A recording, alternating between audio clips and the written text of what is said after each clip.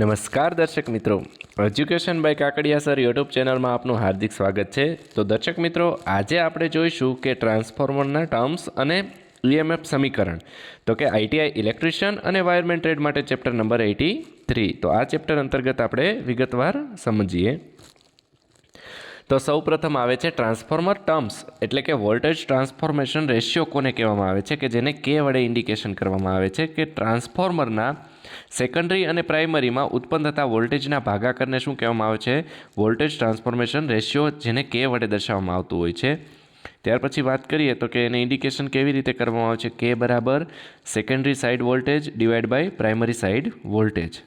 ત્યાર પછી વાત કરીએ તો કે બરાબર શું લખી શકીએ છીએ વોલ્ટેજ ટ્રાન્સફોર્મેશન રેશિયોમાં? કે સેકન્ડરી વોલ્ટેજ જે છે તેને V2 વડે ઇન્ડિકેશન કરવામાં આવે છે, પ્રાઇમરી વોલ્ટેજને V1 વડે। તો V2 છેદમાં V1 is equal to E2 છેદમાં E1, તે પણ વોલ્ટેજ જ છે, અને ઇઝ ઇક્વલ ટુ N2 છેદમાં N1। N2 શું છે? તો કે સેકન્ડરી આટાની સંખ્યા છે, N1 જે છે તે પ્રાઇમરી આટાની સંખ્યા છે। તો કે હવે આના માટે કન્ડિશન હોય છે કે જો K ગ્રેટર ધેન 1 હોય તો કેવું તો સ્ટેપ અપ ટ્રાન્સફોર્મર હોય। ત્યાર પછી વાત કરીએ K લેસ ધેન 1 હોય તો સ્ટેપ ડાઉન ટ્રાન્સફોર્મર હોય।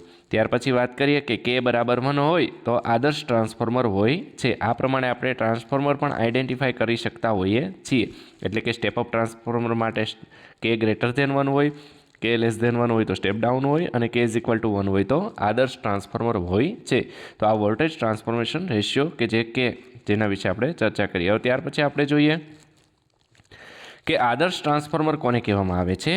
તો કે જે ટ્રાન્સફોર્મરમાં ઇનપુટ પાવર બરાબર આઉટપુટ પાવર હોય, તો આ ટ્રાન્સફોર્મરમાં લોસ કેટલો હોય છે? શૂન્ય હોય છે। તો કે તેમાં ઓહમિક રેઝિસ્ટન્સ અને મેગ્નેટિક લીકેજ કેવું હોય છે? શૂન્ય હોય છે।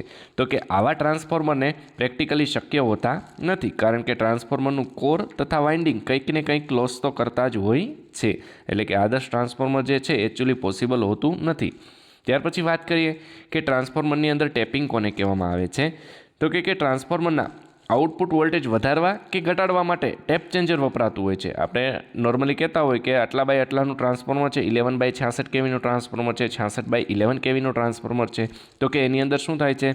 કાં તો વોલ્ટેજનો વધારો કરવામાં આવે છે અને કાં તો વોલ્ટેજનો ઘટાડો કરવામાં આવે છે। તો કે એ વધારો અથવા ઘટાડો કરવા માટે ટેપ ચેન્જરનો યુઝ કરવામાં આવતો હોય છે। તો ટેપ ચેન્જર જે છે તે હાઈ વોલ્ટેજ વાઇન્ડિંગમાં આપવામાં આવતું હોય છે, કેમ કે તેમાં શું હોય છે? ટર્ન્સ વધારે હોય છે, એટલે કે વધારે રેન્જમાં વોલ્ટેજ બદલી શકાતા હોય છે। તથા હાઈ વોલ્ટેજ વાઇન્ડિંગ એ કેવું હોય છે? તો કે લો વોલ્ટેજ વાઇન્ડિંગની ઉપર હોય છે, તેથી સરળતાથી ટેપ ચેન્જ કરી શકતા હોઈએ છીએ। હવે OLTC એટલે કે ઓન લોડ ટેપ ચેન્જર, એટલે કે ટ્રાન્સફોર્મરને જ્યારે બંધ કર્યા વગર આપણે ટેપ ચેન્જ કરી શકતા હોઈએ છીએ, જેને OLTC તરીકે ઓળખવામાં આવતું હોય છે।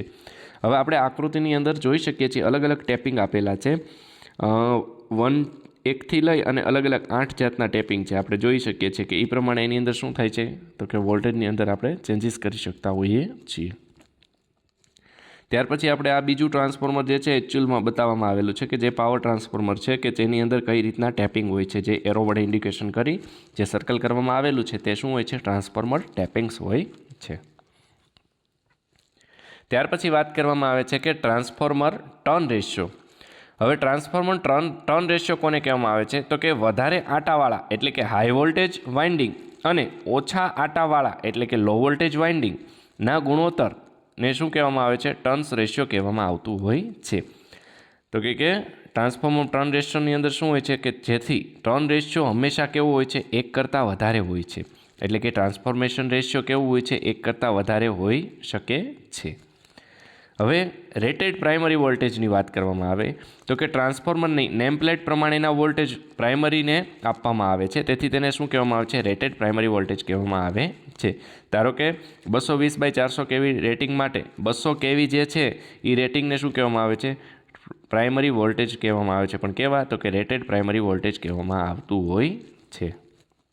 ત્યાર પછી રેટેડ સેકન્ડરી વોલ્ટેજની વાત કરવામાં આવે તો કે ટ્રાન્સફોર્મરના પ્રાઇમરી રેટેડ વોલ્ટેજ આપવામાં આવે અને સેકન્ડરી પર કોઈ લોડ જોડ્યા વગર, એટલે કે નો લોડ કન્ડિશન ઉપર જે વોલ્ટેજ સેકન્ડરી વાઇન્ડિંગની અંદર ઉત્પન્ન થાય છે તે વોલ્ટેજને શું કહેવામાં આવે છે? રેટેડ સેકન્ડરી વોલ્ટેજ કહેવામાં આવે છે। દાખલા તરીકે 220 બાય 400 કેવી રેટિંગ માટે 132 કેવીને શું કહેવામાં આવે છે? રેટેડ સેકન્ડરી વોલ્ટેજ કહેવામાં આવતું હોય છે. એટલે કે રેટેડ સેકન્ડરી વોલ્ટેજ એટલે કે એવા વોલ્ટેજ કે ટ્રાન્સફોર્મરની અંદર આપણે કોઈ પણ જાતનો લોડ કનેક્ટ કર્યા વિના સેકન્ડરી વાઇન્ડિંગની અંદર ઉત્પન્ન થતા તે વોલ્ટેજ હોય છે. ત્યાર પછી વાત કરીએ રેટેડ કેવીએ એટલે કે કિલો વોલ્ટ એમ્પિયર એટલે કે ટ્રાન્સફોર્મરના સેકન્ડરી પર લય શક્તિ મહત્તમ વીજ શક્તિના રીડિંગને શું કહેવામાં આવે છે? રેટેડ કેવીએ કહેવામાં આવે છે. દાખલા તરીકે 220/400 કેવી છે જે 100 MVA રેટિંગ માટે શું હોય છે? 100 MVAને રેટેડ પાવર કેવીએ પણ કહેવામાં આવતું હોય છે. તો કે આ શું થઈ ગયું? કિલો વોલ્ટ એમ્પિયર જે છે તે કેવીએ કેપેસિટીમાં રેટેડ કેવીએ કોને કહેવામાં આવે છે તેની આપણે સમજ લીધી. ત્યાર પછી વાત કરીએ રેટેડ પ્રાઇમરી કરંટ કોને કહેવામાં આવે છે?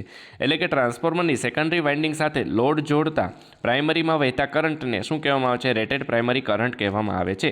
જો લોડ ન જોડીએ તો પ્રાઇમરીમાં શું થાય છે? બહુ જ ઓછા કરંટનું વહન થશે, જેનું કામ શું હોય છે? તો કે ફક્ત ટ્રાન્સફોર્મરમાં મેગ્નેટિક ફ્લક્સ ઉત્પન્ન કરવાનું જ હોય છે.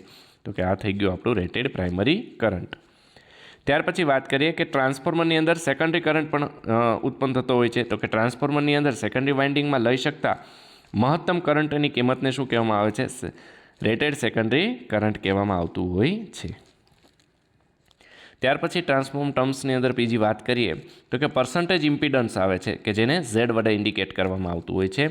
તો કે જો ટ્રાન્સફોર્મરની નેમ પ્લેટ પર 4% ઇમ્પિડન્સ લખેલો હોય તો તેનો મતલબ એ છે કે ટ્રાન્સફોર્મર ફૂલ લોડ પર તેના પ્રાઇમરી અને સેકન્ડરી વોલ્ટેજમાં 4%નો જ વોલ્ટેજ ડ્રોપ કરશે. એટલે કે પર્સન્ટેજ Z બરાબર શું થયું? 5% છે ધારો કે, અને 400/220 કેવી રેટિંગ હોય તો પ્રાઇમરીમાં થતા વોલ્ટેજ ડ્રોપ કેટલા થશે? 400 × 5% એટલે કે 20 કેવી. એટલે કે સેકન્ડરીમાં થતો કુલ વોલ્ટેજ ડ્રોપ કેટલો હશે? તો કે 220 × 5% એટલે કે કેટલો થશે? 11 કેવી જેટલો થશે. તો કે આ થઈ ગયું પર્સન્ટેજ ઇમ્પિડન્સ. હવે વાત કરીએ કે ટ્રાન્સફોર્મરના EMF ઇક્વેશનનું એટલે કે EMF સમીકરણ કોઈ કેવું હોય છે? તો કે ટ્રાન્સફોર્મરનું EMF સમીકરણ શું છે? E બરાબર 4.44 F5 મેક્સિમમ × N. તો કે આની અંદર વાત કરીએ તો કે જે આ E શું દર્શાવે છે?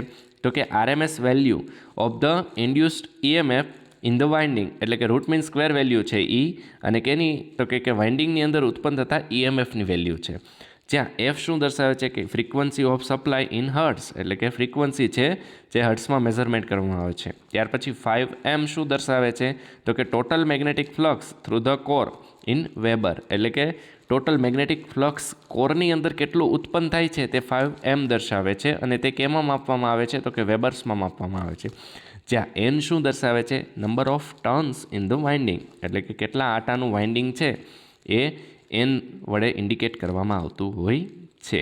તો આ પ્રમાણે આપણે ટ્રાન્સફોર્મરના ટર્મ્સ અને ટ્રાન્સફોર્મરનું EMF સમીકરણ આપણે જોયું. તો દર્શક મિત્રો, આપને અમારો આ વિડીયો પસંદ આવે તો અમારી આ ચેનલને લાઇક, સબસ્ક્રાઈબ અને શેર કરવા વિનંતી.